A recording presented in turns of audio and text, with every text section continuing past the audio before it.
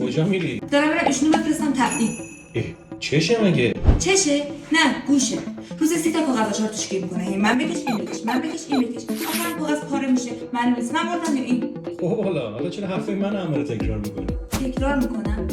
تو هم اگه ما 4 تا بسته کاغذ چهار می‌کردی. 3 تاش از ذهن نمی‌کشیدی. مینداختی سطل آشغال. الان به جای دوباره 10 بار همین چیزو تکرار می‌کردی. باشه حالا ببینم چش هست حالا. میشناسیش مگه؟ از نزدیک که نه، ولی قبلا یه سلام علیکی با هم داشتیم.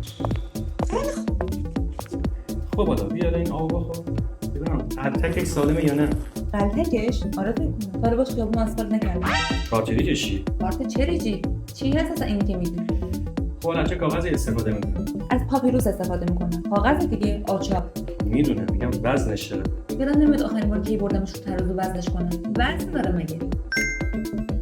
یه لحظه وایسا.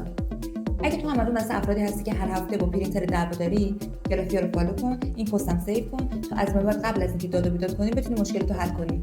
ببین دختر خوب، پرینتر مثل یه آدم. اگه کاغذت خیلی نازک باشه، این قلتک نمیتونه درست بگیرتش که دوتا رو با هم میکشه و گلش گیر. اگه کاغذت مرطوب باشه یا خام باشه، توی مسیر تام کن. میمونه و ایشون گیرپاچ.